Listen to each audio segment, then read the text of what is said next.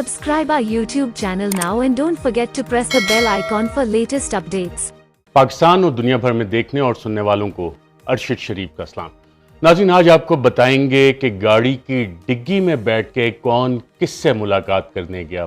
ये इंतहाई मज़ेदार कहानी है और ये कहानी बयान किसने की, किसके हवाले से, इस हवाले से आपके साथ जिक्र करेंगे। साथ साथ इमरान खान के ख़िलाफ़ तोशा खाना केस बनाने की वजह क्या बनी। एक तो लेवल प्लेइंग फील्ड की डिमांड थी मियां नवाज शरीफ साहब की तरफ से, मरीम नवाज़ की तरफ से कि इमरान खान के ख़िलाफ़ उसको भी नाअहल किया जाए, इमरान खान को भी पाबंद सलासिल किया जाए, बाकी तमाम जो PDM इनके चंद हैंडलर, चंद सहूलतकार, चंद साजिशी, वो सारे इसी काम में लगे हुए थे। लेकिन एक और वजह भी है, वो भी आपके सामने रखेंगे। लेकिन उससे पहले नाज़रीन, आज सेनेटर आज़म सवाती, उन्हें अडियाला जेल से रिहा कर दिया गया ज़मानत के ऊपर। सेनेटर हैं, पाकिस्तान की सेनेट के ईवान बाला के मेंबर हैं और उनको जो ज़मानत दी है जज साहब ने, उसमें जो ऑर्डर लिखा उसमें बड़ा वाज़े लिखा कि क्या किसी फ़ौज के अफसर या किसी जवान से राब्ता हुआ या किसी ने बगावत की। और इनका जुर्म क्या था? इनका जुर्म ये था कि इन्होंने जो मुबैना जुर्म कहा जाता है, जो इन्होंने अपनी इजहार राय की थी कि आर्मी चीफ के हवाले से एक ट्वीट की थी। और इमरान खान ने आज आज़म सवाती के साथ प्रेस कॉन्फ्रेंस करते हुए कहा कि एक ट्वीट करने पे ये सलूक किया गया सेनेटर के साथ, सोशल मीडिया की जो लोग हैं उनके साथ। उन्होंने कहा कि हालांकि पंजाब में हमारी हुकूमत है, नामालूम अफराद आते हैं, उठाते हैं, लोगों को ज़दोकोब करते हैं और फिर अगले दिन छोड़ जाते हैं। साथ ही इसी प्रेस कॉन्फ्रेंस में हवाला दिया गया कि डॉक्टर शहबाज गिल को भी बरहना करके तशद्दुद किया गया, जिनसी तशद्दुद किया गया, उनके नाजुक आज़ा को इलेक्ट्रिक करंट दिया गया।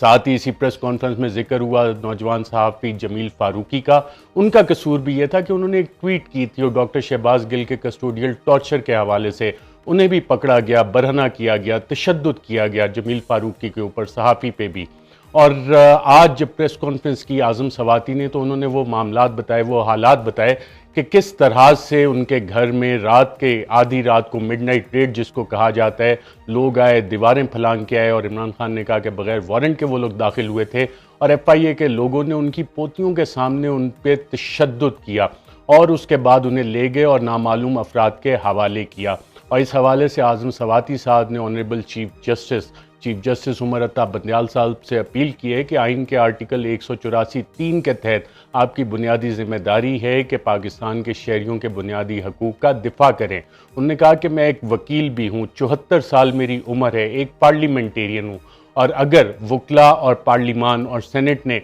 इस हवाले से कुछ ना किया, जज साहिबान ने कुछ ना किया, तो उस दिन से डरें कि खुदा न खास्ता किसी जज के साथ ये हो, किसी जज को नंगा करके उसे तशद्दुद किया जाए, दीगर पार्लियामेंटेरियंस के साथ यही सलूक किया जाए। और साथ साथ उन्होंने ये भी कहा कि मैं सुप्रीम कोर्ट खुद जाऊंगा, मैं दुनिया की तमाम फोरम्स पे ये आवाज़ उठाऊंगा ताकि वो लोग जो इस तशद्दुद में मुलव्विस हैं उनका पता लगाया जा सके। नाज़रीन, इमरान खान साहब ने भी नामालूम अफराद का जिक्र किया। इस हवाले से नाज़रीन, अगर हम मुल्क की तारीख़ देखें तो मोहतरमा बेनज़ीर भुट्टो के दौर में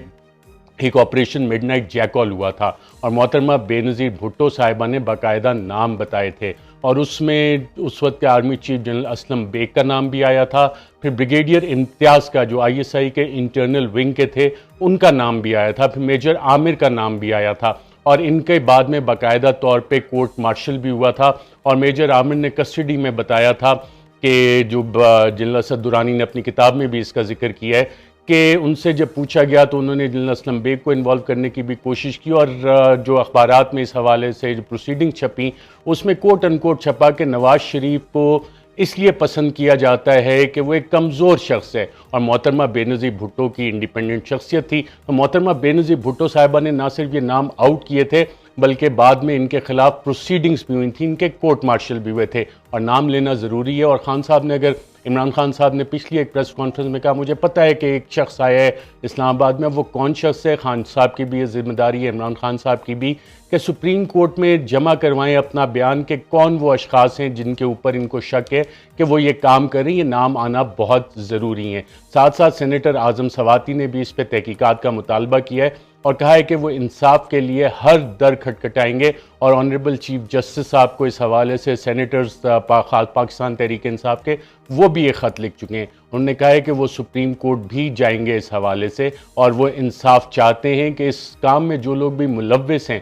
تشدد کے کام میں ملوث ہیں، لوگوں کو برہنہ کرنے میں، انہیں باقاعدہ طور پہ سامنے لایا جائے اور قرار واقعی قانون کے مطابق سزا دی جائے۔ اس حوالے سے ناظرین، ٹارچر کے خلاف پارلیمنٹ نے ایک بل بھی پاس کیا ہے، اور اس بل میں سزائیں ہیں پبلک آفیشلز کے لیے جو اس کام میں ملوث ہوتے ہیں۔ اس پہ اب صدر مملکت ڈاکٹر عارف علوی جس دن سگنیچر کریں گے، سائن کریں گے، یہ باقاعدہ قانون بن جائے گا۔ اور کیا ہم اس کو ایک واحد مثال بنا سکتے ہیں، پہلی مثال بنا سکتے ہیں کہ اگر پاکستان نے ترقی کرنی ہے، جو 75 سال سے غلاموں والا سلوک ہوتا ہے پاکستان کے شہریوں کے ساتھ، جو سلوک امریکی افواج نے ابو غریب میں کیا، گوانتانامو بے میں کیا، جو برطانوی سامراج یہاں پہ بر صغیر پاک و ہند میں آزادی سے پہلے کرتا تھا، وہ پچھلے 75 سال سے کسٹوڈیل ٹارچر پاکستان میں چل رہا ہے۔ قانون پاس ہو گیا ہے، تو کیا اعظم سواتی کے کیس میں ان لوگوں کو آئیڈینٹیفائی کر کے باقاعدہ طور پہ سزا دی جائے گی؟ یہ ایک انتہائی اہم سوال ہے، اور اس کی ذمہ داری پاکستان تحریک انصاف کے قائدین پہ بھی آتی ہے کہ وہ نام بتائیں۔ آپ نواز شریف صاحب کو دیکھیں، انہوں نے تو chief of army staff general Qamar Javed Bajwa کا باقاعدہ نام لے کے مختلف متعدد جلسوں میں ان پہ الزامات لگائے تھے۔ D G I S I اس وقت کے جنرل فیض حمید، ان کے نام لے کے الزامات لگائے تھے، اور اس کے بعد ایک آپ کو یاد ہوگا مشہور زمانہ پریس کانفرنسز بھی آئی تھیں مریم نواز کی آڈیو ویڈیوز کے حوالے سے، اس پہ میں پھر کسی دن بات کروں گا۔ لیکن نام لینا کیوں ضروری ہوتا ہے کہ اگر آپ کو کسی کے اوپر شک ہے تو پاکستان تحریک انصاف کو ایکس وائی زی اور نیوٹرلز اور اس سے آگے چل کے باقاعدہ نام لینے چاہیے، کیونکہ جس طرح کے ناظرین معاملات چل رہے ہیں، اور اگر عمران خان صاحب سمجھتے ہیں کہ لانگ مارچ سے کوئی مسئلہ حل ہوگا، کسی اور چیز سے یہ مسائل حل نہیں ہوں گے۔ اب تقریباً 24 ایف آئی آرز ہو چکی ہیں خود عمران خان کے اوپر، ان کی دیگر قیادت پہ ایف آئی آرز ہو رہی ہیں، اور اس حوالے سے اسٹریٹجی بڑی واضح ہے اس حکومت کی اور اس کے ہینڈلرز کی کہ اس حکومت کو انہوں نے اگلے سال تک چلانا ہے۔ جو بیک گراؤنڈ نیگوسیشن جس کا عمران خان بھی کہہ رہے ہیں، وہ صرف ایک باقاعدہ طور پہ سموک سکرین ہے جس کو کہ کھڑا کیا گیا ہے کہ انگیج رکھو اور باقی ساری چیزیں۔ اب آگے چیزیں لے کے کیسے چلنی ہے، پریشر بلڈ اپ کیسے کرنا ہے، پروٹیسٹ کیسے کرنے ہیں، وہ عمران خان نے کہا ہے کہ وہ اس حوالے سے خود اسپیشلسٹ ہیں، پاکستان تحریک انصاف اسپیشلسٹ ہے، اور الیکشن کمیشن آف پاکستان کے بعد نااہلی کے بعد جو اناؤنس کیا، جو فیصلہ آیا، لوگوں نے خود بھی ظاہر کیا کہ وہ اب تنگ آ چکے ہیں ان ساری ڈرامے بازیوں سے۔ فواد چودھری کہتے ہیں بند کمروں میں جو فیصلے ہوتے ہیں ان کا دن اور دور چلا گیا۔ اور جو ناظرین ابھی تک کی اطلاعات ہیں، جو آج تک جس وقت میں آپ سے بات کر رہا ہوں، باقاعدہ طور پہ سرکاری طور پہ وہ فیصلہ ابھی تک ریلیز نہیں کیا گیا الیکشن کمیشن کا۔ کہا جا رہا ہے کہ ایک ممبر نے ابھی تک دستخط نہیں کیا۔ اگر ایک ممبر نے دستخط نہیں کیے تو کل ایسے کیا واقعات تھے، کیا اتنی جلدی تھی کہ کل ہی یہ اناؤنسمنٹ کرنی تھی الیکشن کمیشن آف پاکستان نے کہ ایک ممبر موجود بھی نہیں ہے، بیمار ہے، دستخط بھی نہیں ہے، اور ابھی تک فیصلہ وہ باقاعدہ طور پہ ریلیز بھی نہیں کیا گیا۔ اب ناظرین سوال آتا ہے کہ عمران خان پہ توشہ خانہ کا یہ کیس بنایا کیوں گیا؟ اس میں ایک وجہ تو یقیناً یہی ہے کہ لیول پلینگ فیلڈ اور لنڈن پلان اور باقی ساری کارروائیاں اس حوالے سے جو ہوتی رہیں وہ اپنی جگہ، لیکن ایک اور بنیادی وجہ جو ہمارے معاشرے سے تعلق رکھتی ہے، اس کی وجہ یہ ہے کہ ناظرین عمران خان نے تمام رسیدیں جمع کروائیں، اور میں آپ کو وہ رسیدیں آج دکھاتا ہوں، بینک چلان آپ کو دکھاتا ہوں کہ کون کون سے پیسے جمع کروائے گئے، اور عمران خان کے پیسے اپنے جو ہیں ڈیکلریشن میں کم ہوئے یا زیادہ بڑھ گئے وہ بھی آپ کو بتاتے ہیں کہ جو ڈیکلریشن میں ان کی ایک چیز مجھے نظر آئی ہے، باقی ابھی میں ان کو ڈیٹیل ایگزامن کر رہا ہوں۔ تو عمران خان کے ساتھ ہی یہ کیوں مثال بنانے کی کوشش کی گئی ہے؟ اس کی آج اگر شہباز شریف صاحب کی آپ بات سنیں، وہ کہہ رہے ہیں توشہ خانہ سے جی رپورٹس اچھی نہیں ہے، بہت ساری چیزیں وہاں سے غائب ہو جاتی ہیں۔ جی ہاں، یہ پچھلے 4 سال میں یہ رپورٹ نہیں ہے، لیکن اب شہباز شریف کہہ رہے ہیں کہ وہاں سے توشہ خانہ کی رپورٹس اچھی نہیں، وہاں سے بہت ساری چیزیں غائب ہو جاتی ہیں۔ غائب نہیں ہو جاتی ناظرین، جو بڑے بڑے لوگ ہیں وہ یا تو جمع نہیں کرواتے، اور اگر جمع کروائیں بھی تو اس کے پیسے جمع نہیں کرواتے، اور اپنے پاس وہ چیزیں رکھ لیتے ہیں اپنے باپ کا مال سمجھ کے، اپنا حق سمجھ کے کہ جناب ہم سے کس نے پوچھنا ہے۔ اور اس حوالے سے ناظرین ابو ذر سلمان نیازی نے باقاعدہ طور پہ انفارمیشن مانگی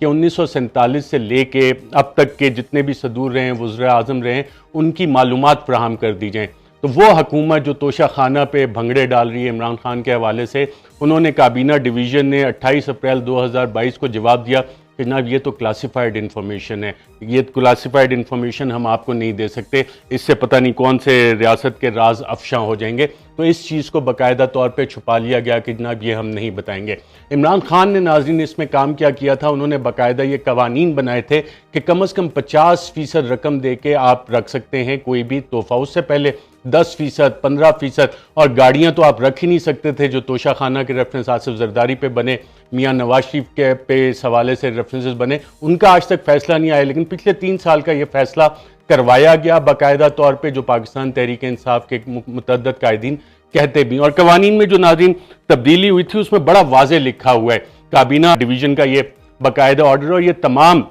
جب آپ اس کا پہلا پیراگراف پڑھتے ہیں تو اس میں لکھا ہوا ہے کہ تمام سرکاری اور پبلک فنکشنریز، یعنی کہ کوئی بھی سرکاری افسر ہو، پبلک فنکشنری ہو، چاہے وہ این اے ہو، سینیٹر ہو، پریزیڈنٹ ہو، پرائم منسٹر ہو، کوئی بیوروکریٹ ہو، ان سب نے، ڈپلومیٹ ہو، کوئی فوج کا بندہ ہو، آرمی، نیوی، ایئر فورس، سب نے وہ اگر کہیں باہر جاتے ہیں کسی وزٹ پہ تو وہ تحفے جو بھی ان کو ملتے ہیں وہ جمع کروانے ہیں۔ ساتھ ساتھ اسی قانون میں یہ چیز لکھی ہوئی ہے کہ یہ والا اپلائی کس کس پہ کرے گا، میں آپ کو پڑھ کے بتا دیتا ہوں کہ یہ صدر مملکت پہ اپلائی کرے گا، head of the government prime minister پہ اپلائی کرے گا، چیئرمین سینٹ پہ اپلائی کرے گا، ان کے فیملی ممبرز پہ بھی اپلائی کرے گا، اسپیکر قومی اسمبلی پہ اپلائی کرے گا، چیف جسٹس پاکستان پہ کرے گا، تمام پروونسز کے گورنرز پہ کرے گا، وفاقی کابینہ کے ممبران، attorney general, ministers of state, deputy chairman senate, deputy speaker National Assembly, dignitaries including ministerial status, یعنی کہ جو advisors, S A P M جن کا کہ منسٹر کا سٹیٹس ہے، انہیں بھی کوئی بھی تحفہ ملتا ہے تو انہوں نے بھی وہ جمع کروانا ہے، بتانا ہے۔ پروونشل کابینہ، صوبائی کابینہ، سپریم کورٹ کے تمام جج صاحبان، چیف جسٹس اور ججز، ہائی کورٹس کے چیف جسٹسز اور ججز، ان تمام کی بھی یہ ذمہ داری ہے۔ پارلیمنٹیرینز، تمام منتخب نمائندے، آل گورنمنٹ سرونٹ، تمام سرکاری افسران، سول اور ملٹری، جو کہ چاہے وہ سول بیوروکریسی میں ہو یا ملٹری بیوروکریسی۔ ناظرین پچھلے 6 سال میں chief of the army staff نے بھی متعدد دورے کیے بیرون ملک، ان کو بھی کافی سارے تحائف ملے۔ میں متعدد بار یہ سوال اٹھا چکا ہوں کہ کیا D G I S P R یہ بتائیں گے کہ chief of the army staff کو پچھلے 6 سال میں کتنے تحفے ملے، انہوں نے اس قانون کے مطابق کتنے تحفے توشہ خانہ میں جمع کروائے، کتنی رقم ادا کی اور کتنے تحفے رقم جمع کروا کے اپنے پاس رکھے۔ ابھی تک اس پہ خاموشی ہے۔ اب اس خاموشی کی وجہ کیا ہے یہ پتہ نہیں ہے، اب ذمہ داری ہے میرے خیال وکلا کی، پارلیمنٹیرینز کی، سینیٹرز کی۔ پارلیمنٹ میں، قومی اسمبلی میں کوئی بھی ممبر یہ سوال ڈال سکتا ہے کہ کابینہ ڈویژن بتائے کہ پچھلے 6 سال میں army chief general Qamar Javed Bajwa کو کیا تحائف ملے، chief of the air staff کو کیا تحائف ملے، chief of the naval staff کو کیا ملے، دوسری ڈیفنس ڈیلیگیشنز کو کیا تحائف ملے، اور اس کا انہوں نے کیا کیا، اور منسٹری آف ڈیفنس اس سوال کا جواب دینے کی پابند ہے۔ اسی طرح سینٹ آف پاکستان میں یہ سوال اٹھایا جا سکتا ہے، کوئی بھی سینیٹر یہ سوال ڈال سکتا ہے کہ وزارت دفاع بتائے کہ مسلح افواج کے جتنے ڈیلیگیشنز گئے ہیں ان کو کتنے تحائف ملے پچھلے 6 سال میں، پچھلے 5 سال میں، کس کس کو کتنے تحائف ملے اور اس کا انہوں نے کیا کیا۔ لیکن ابھی تک کسی پارلیمنٹیرین نے یہ سوال نہیں ڈالا۔ نہ صرف یہ، کوئی بھی وکیل اب اس بیسس پہ کسی بھی عدالت میں، Sindh high court, Lahore high court, Peshawar high court, Balochistan high court, Islamabad high court یا سپریم کورٹ میں پٹیشنز فائل کر سکتی ہیں، بار ایسوسیشنز، کہ بتایا جائے کہ باقی یہ جتنے بھی ڈیلیگیشنز گئے ہیں، ملٹری ڈیلیگیشنز گئے ہیں، ڈیفنس ڈیلیگیشنز گئے ہیں، ان کو کتنے تحائف ملے، ان میں سے کتنے لوگوں نے یہ تحائف جمع کروائے اور کتنوں نے کتنی رقم دے کے یہ تحائف اپنے پاس رکھے۔ کیونکہ اگر ملک کے وزرائے اعظم، چاہے وہ نواز شریف ہوں، چاہے وہ یوسف رضا گیلانی ہوں، یا سابق صدر آصف زرداری ہوں، یا سابق وزیر اعظم عمران خان، وہ تو یہ جوابات دے رہے ہیں، تو ان سے جواب کون لے گا؟ کیونکہ قانون تو بڑا واضح ہے کہ جواب تو سب نے دینا ہے۔ تو یہ تفصیلات قوم کے سامنے کب آئیں گی؟ لیکن آئیں گی ضرور، کیونکہ یہ والا معاملہ اب اس طرح سے ختم ہونے والا نہیں ہے، اور اگر کوئی سمجھتا ہے کہ یہ معاملہ ایسے ختم کروایا جا سکتا ہے دھونس، دھاندلی، دھمکی، زبردستی، سینسرشپ کے ذریعے، تو یہ والا کیس اب ختم ہونے والا نہیں ہے، اس کا جواب سب کو دینا ہوگا۔ اب ناظرین میں آپ کو بتاتا ہوں کہ عمران خان پہ یہ کیس بنانے کی وجہ یہ ہے کہ عمران خان خود تو انہوں نے پیسے جمع کروانے شروع کر دیے کہ جو بھی ان کو تحفہ ملا، اور تحفوں کی لسٹ بھی سامنے آ گئی ہے کہ کون کون سے تحائف ملے جس پہ انہیں بڑے بھنگڑے ڈالے، اس تمام کی رسیدیں موجود ہیں اور قانون کے مطابق یہ سارا کام کیا گیا۔ ان کی ٹیکس ڈیکلیریشن میں یہ تمام چیزیں موجود ہیں، اور یہ دستاویزات میں آپ کو دکھاتا ہوں۔ یہ پہلی رسید ناظرین آپ جو دیکھ رہے ہیں یہ 28 نومبر 2018 کی ہے، اور اس حوالے سے 7,54,000 روپے Imran Khan prime minister of Pakistan, انہوں نے سرکاری خزانے میں ان تحفوں کے عوض جمع کروائے جو لسٹ آپ دیکھ چکے ہیں۔ اسی طرح 28 نومبر 2018 کو پھر وزیر اعظم عمران خان نے 2,94,000 روپے سرکاری خزانے میں جمع کروائے، 2,94,000 روپے سرکاری خزانے میں جمع کروائے۔ پھر 7 دسمبر 2018 کو وزیر اعظم عمران خان نے 3,38,600 روپے سرکاری خزانے میں جمع کروائے۔ اسی طرح 22 جنوری 2019 کو وزیر اعظم عمران خان نے 2,01,78,000 روپے سرکاری خزانے میں توشہ خانہ کے عوض جمع کروائے۔ اسی طرح ناظرین آپ کو یہ کوئی اور رسیدیں نہیں دکھائے گا، وہاں پہ آپ کو نکل آئیں گے کیلیبری فونٹ نکل آئیں گے، قطری خط نکل آئیں گے، کوئی اور بہانے آ جائیں گے کہ نہیں جناب یہ کلاسیفائیڈ انفارمیشن ہے، ہم نہیں بتا سکتے۔ اگر ایک ملک کا وزیر اعظم اپنی تمام تفصیلات سامنے رکھ رہا ہے، پیسے جمع کروا رہا ہے، تو باقی کوئی وزیر اعظم چیف ایگزیکٹو سے بڑا تو نہیں ہے پاکستان کے آئین کے تحت کہ وہ اس کا جواب نہ دے۔ اسی طرح ناظرین 8 اگست 2019 کو بیگم پرائم منسٹر آف پاکستان وزیر اعظم کی اہلیہ نے 5,44,700 روپے سرکاری خزانے میں جمع کروائے توشہ خانہ میں۔ اسی طرح ناظرین عمران خان وزیر اعظم پاکستان نے 19 نومبر 2019 کو 2,40,000 روپے سرکاری خزانے میں جمع کروائے توشہ خانہ کے عوض۔ پھر 9,35,000 روپے عمران خان وزیر اعظم پاکستان نے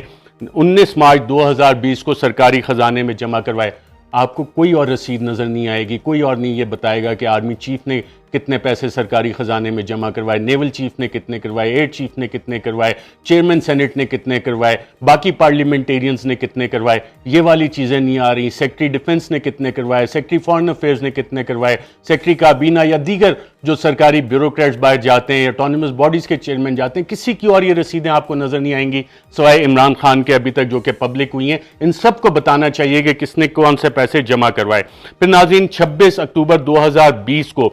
وزیر اعظم عمران خان نے 24,35,000 روپے سرکاری خزانے میں توشہ خانہ کے عوض جمع کروائے۔ اسی طرح ناظرین 26 اکتوبر 2020 کو وزیر اعظم نے 33,65,000 روپے سرکاری خزانے میں جمع کروائے، وزیر اعظم عمران خان نے۔ اسی کے بعد ناظرین ایک اور رسید میں آپ کو دکھا دیتا ہوں، 27 اکتوبر 2020 کو یہ باقاعدہ طور پہ چلان جمع کروایا ان تمام چیزوں کا، 56,66,000 روپے وزیر اعظم پاکستان نے سرکاری خزانے میں جمع کروائے، اور اس پہ اسٹیٹ بینک آف پاکستان کی آپ کو رسید بھی نظر آ رہی ہے، اور یہ عمران خان صاحب کا اپنا چیک اس حوالے سے جمع جو سرکاری خزانے میں انہوں نے جمع کروایا۔ اسی طرح ناظرین 11 جون 2021 کو وزیر اعظم عمران خان نے 85,000 روپے سرکاری خزانے میں جمع کروائے۔ پھر 28 جون 2021 کو 1,000 روپے بھی انہوں نے جمع کروائے سرکاری خزانے میں۔ اب ایک ایسا وزیر اعظم جو 1,000 روپے بھی سرکاری خزانے میں جمع کروا رہے اس کے خلاف تو پورے نظام نے ہونا ہی ہے، وہ سب کہیں گے صاحب کرپشن کو چھوڑیں، کیونکہ سب کی دکانیں یہ بند کر رہے تھے عمران خان صاحب۔ سب کو اگر وزیر اعظم 1,000 روپے بھی جمع کروا رہے تو پھر کس کی مجال ہے کہ جناب وہ اپنے پیسے جمع نہ کروائے۔ اسی طرح ناظرین اگلی پہ آتے ہیں تو 28 جون 2021 کو 1,33,250 روپے وزیر اعظم نے جمع کروائے سرکاری خزانے میں۔ پھر 8 جولائی 2021 کو تقریباً 29,14,500 روپے جمع کروائے سرکاری خزانے میں۔ 23 فروری 2022 کو 1,93,000 روپے وزیر اعظم عمران خان نے سرکاری خزانے میں جمع کروائے۔ آپ کو کسی اور کی یہ رسیدیں نظر آتی ہیں کہ سرکاری خزانے میں کسی نے پیسے جمع کروائے ہوں؟ باقی تو سمجھتے ہیں باپ کا مال ہے، مال مفت دل بے رحم، ہم اعلیٰ عہدوں پہ آگے، اب جو بھی مال متا ہے وہ ہم نے کھانا ہے اور کوئی ہم سے سوال بھی نہیں کر سکتا۔ اور ناظرین عمران خان کے جو FBR میں ڈیکلریشن ہے اس میں بھی یہ فگر ہمیں نظر آ رہی ہیں، وہاں پہ بھی باقاعدہ طور پہ انہوں نے یہ ڈیکلریشن دی ہوئی۔ اور سال 2021 میں عمران خان نے ناظرین جو ان کی آمدن ہے جو پچھلے سال کی تھی اور 2021 میں جو انہوں نے اثاثے جمع کروائے اس سے پتہ لگا کہ ان کی آمدن بھی وزیر اعظم ہوتے ہوئے 10 لاکھ روپے کم ہو گئی۔ تو یہ تو ناظرین معاملات ہیں توشہ خانہ ریفرنس کے حوالے سے۔ اس حوالے سے ابھی تک فیصلہ جب ہم بات کر رہے ہیں الیکشن کمیشن نے نہیں دیا، ایک ممبر نے سائن بھی نہیں کیے، اب اس حوالے سے جلدی کیا تھی یہ سمجھ نہیں آ رہی۔ اب ناظرین بات کرتے ہیں کہ گاڑی کی ڈگی میں بیٹھ کے کون چھپ چھپ کے کس سے ملاقاتیں کرتا رہا۔ ناظرین یہ بات بتائی ہے پاکستان مسلم لیگ ضیاء کے سربراہ جناب اعجاز الحق صاحب نے. اعجاز الحق صاحب صاحبزادے ہیں سابق chief of the army staff, سابق صدر مملکت جناب ضیاء الحق صاحب کے، اور انہوں نے جو بات کی ان کے پاس معلومات کافی زیادہ ہوتی ہیں. تو اعجاز الحق صاحب کیا کہتے ہیں دیکھتے ہیں. یہاں ایسے لوگ ہیں جو کاروں کی ڈگی میں بیٹھ کے کون گیا تھا سر؟ کاروں کی ڈگی میں بیٹھ کر جو گئے تھے، آپ پوچھیں آج جو وزیر اعظم ہے وہ گئے تھے، اور کون گیا تھا؟